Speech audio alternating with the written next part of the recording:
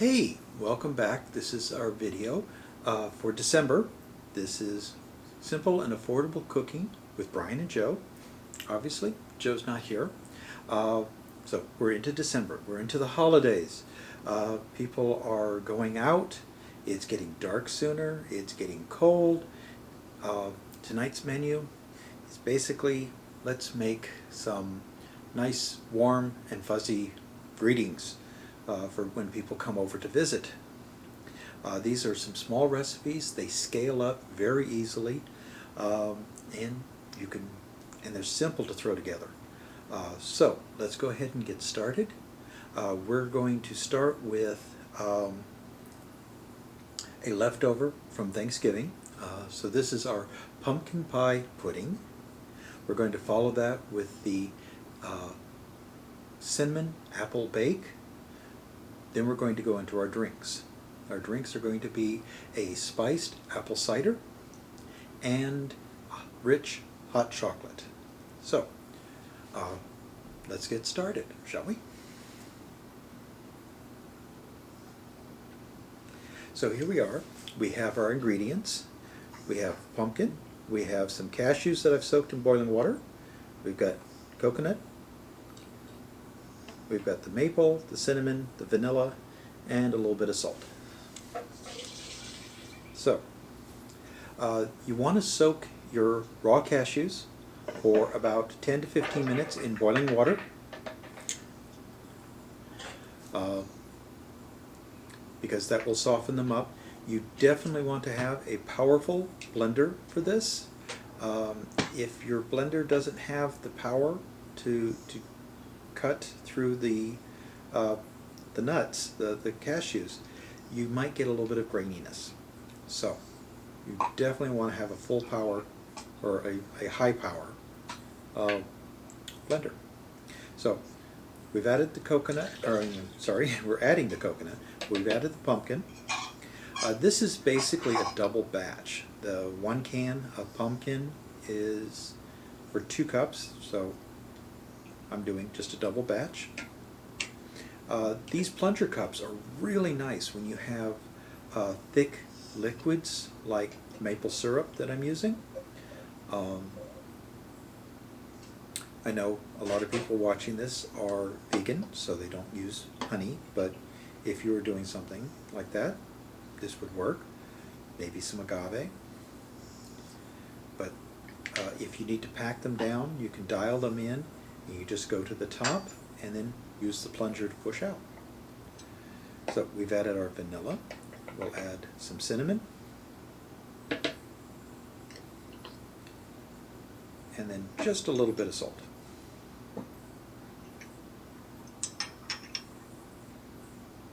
I want to double check. You can add usually a little less salt, but some recipes, they just need to have that little bit of salt for flavoring. But again, these are recipes. They're suggestions. So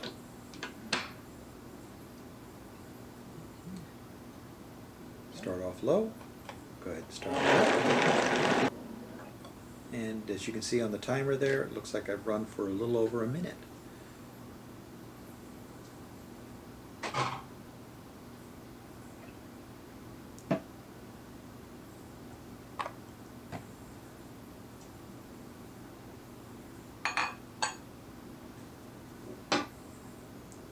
Now the tool I have in my hand there is a blender spatula.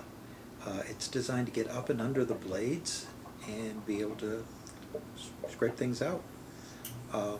It's a nice little toy, and it works very well.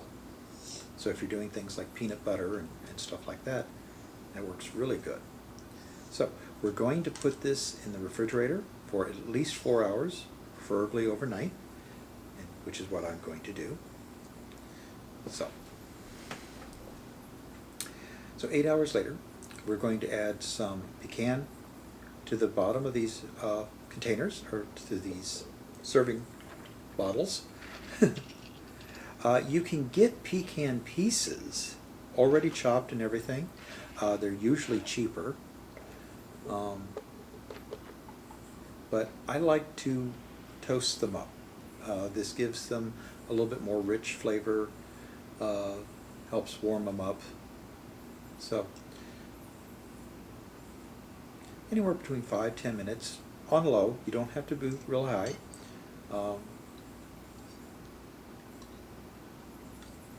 then just put a nice little amount in the bottom of each of our cups.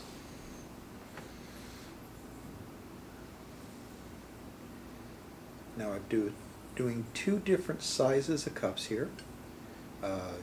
You can do lots of little ones, you can do a few big ones. Just depends on the crowd you're serving.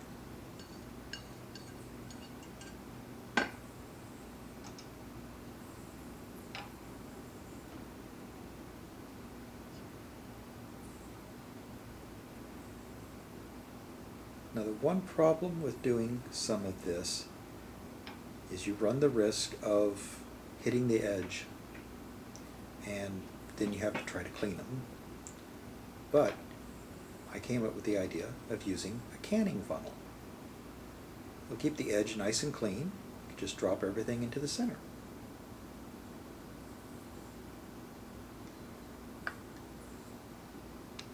And again, just find a nice little amount.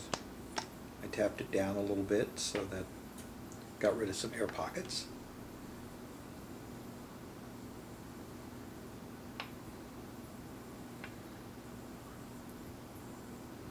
Now unfortunately the funnel does not fit in these, so be careful. You may need to wipe down the edge, but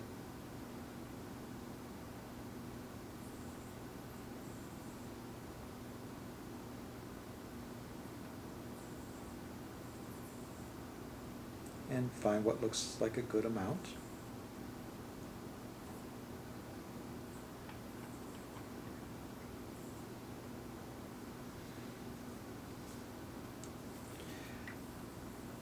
Now this is a coconut-based whipped cream. You can find this almost anywhere.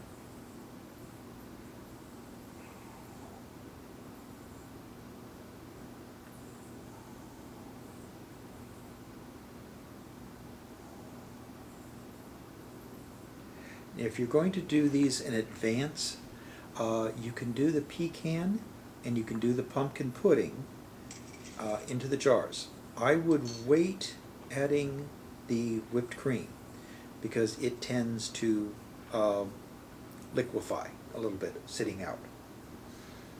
So there's our first recipe, and it scales. Again, as you can see, it was a double batch, pretty easy to put together. I'm going to take this opportunity to thank the Indianapolis Foundation Library Fund, who's helped sponsor this. They get a grant from the Indianapolis Public Library Foundation. And so they do a lot of our funding. They do other projects, or they fund other projects for the library. Be sure to check those out. So we're going to get into our next recipe. It's apple season, apple harvesting season.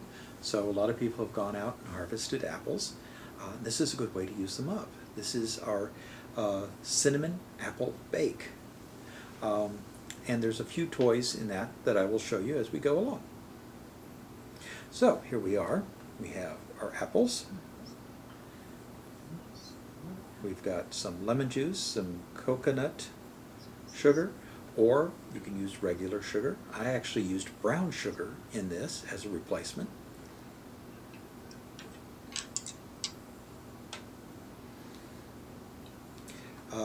That's an apple core. You want to try to line it up. Sometimes you have to clean up a little bit on the inside, but try to line up the top to the bottom, and they usually take out everything you need. Because we want to do these in thin slices, a mandolin is the best option for this. When working with a mandolin, because they can get tricky and things can stick and you use more force, it's easy to hurt yourself. So the glove that I'm wearing is a knife glove, and they are designed, they usually have like a little bit of Kevlar in them. They're coated. They protect your hand from the blades, and I can't sing enough of the praises on this. Joe actually one time was using one of these, and he was going with the mandolin so fast that he ended up hitting his thumb on the blade. It did no damage to the glove, it did not cut his hand, but he had hit with so much force that he actually got a bruise. So things could have been a lot worse. These gloves are great things to have, especially if you use a mandolin a lot. So I poured lemon juice over the apples. That keeps them from turning. I am now putting my dry ingredients into the pan here, and I'm going to use stir those up, try to get rid of all the lumps, make sure everything's distributed evenly. We don't want to have like big pockets of anything. I did learn a few mistakes that I did doing this. Get a bigger bowl and use your hands to mix the powder in and try to coat all the apples. Then layer them in. You don't have to be neat. Some nice randomness is nice. Top with a little bit of foil and put into the oven. So about an hour later, there we go.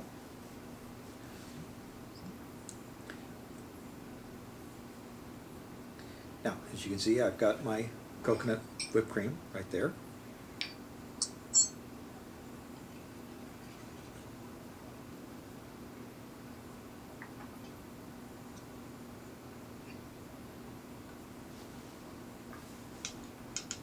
And this is nice and simple again to put together. Very few ingredients. And I'm not sure if you can see it on your camera or on your screen, but there's actually steam rising from this. So it is a nice hot dish. Definitely warm people up when they come in.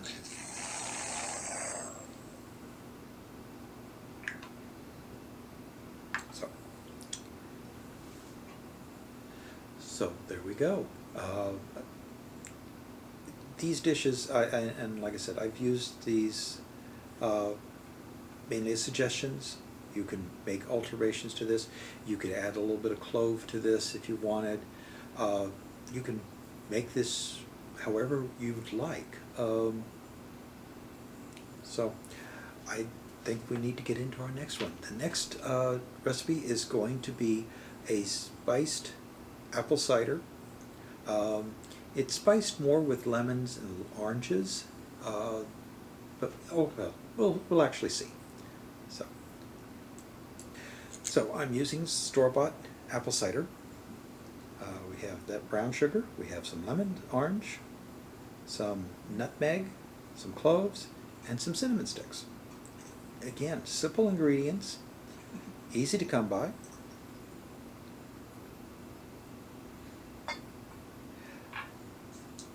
You want to make sure that your apple juice is, hasn't settled, so mix it up. You might have to break the seal on it, get some air in there, because this one was actually sort of vacuum packed. And this recipe uses 4 cups, which is about half that bottle. So.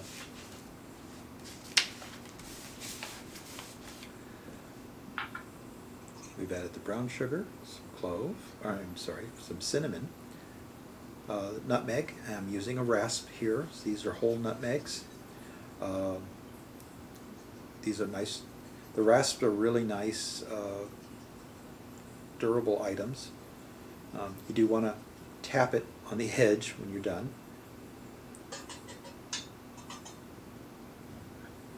And then a couple of cloves. I use 5.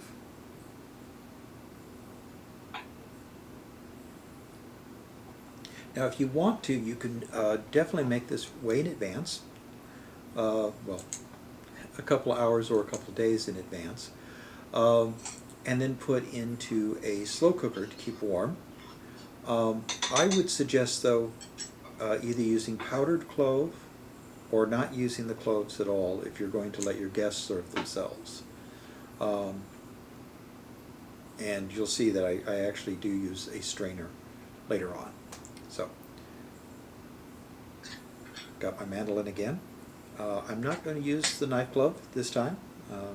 I'm only going halfway through the orange, so halfway through the oranges and the lemon. So, but I am being careful. So, oranges, lemons. We will bring this up to a boil.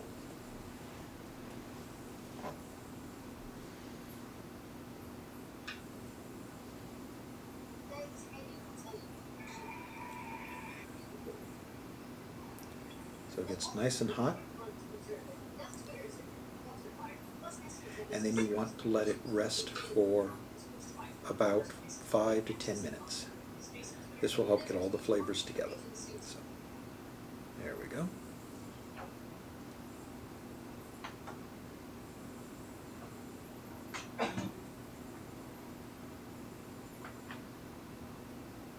Now again, at this point, if I had made a lot of this, I could put this into a slow cooker on the warm setting. But remember, we do have those little bits of clove in there. You do not want to be drinking those.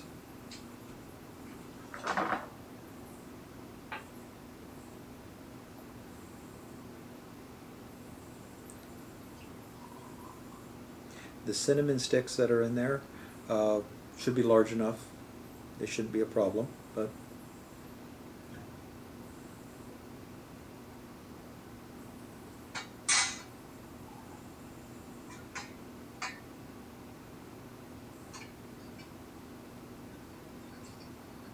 so I'm going to decorate with a little bit of an orange. That's optional. A couple of cinnamon sticks. If I had longer ones, I could put those in and so they would stick out a little bit more decorative. But other than that, again, nice, simple, quick. It just takes a few minutes to get everything heated up and put together. Or put together and then heated up. So, all right, let's get to our last one. And this is going to be a rich hot chocolate. The richness is that mouthfeel. You want a nice creaminess to it, a little bit of body. So that's how I define a richness. Let's see what we got. Okay, so we're going to use, again, cocoa powder, some nut milk, some maple syrup, some coconut milk, and some chocolate chips. And again, this is pretty much a dump and heat situation.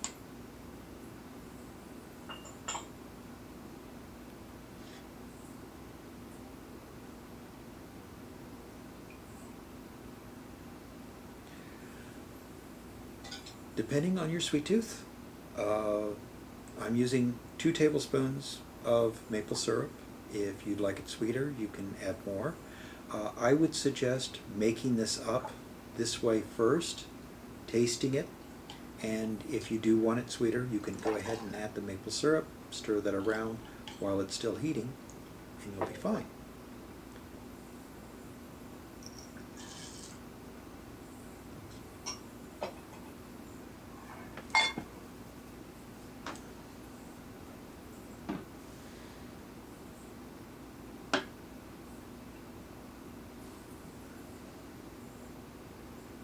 I'm using a wire whisk here.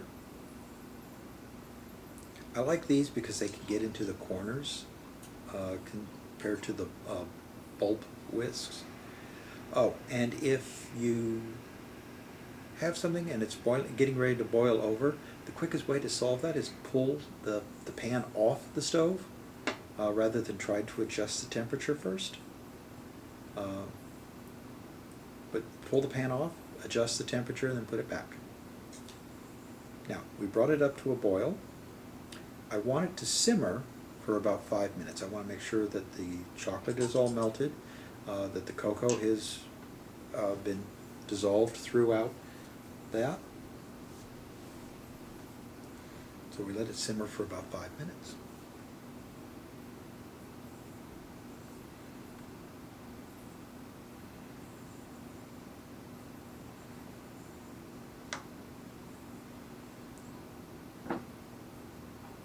So, got my mug, got some vegan marshmallows. Trader Joe's has these. They're a seasonal item though, and the season went really quick. I only got one bag. So definitely look for these next year.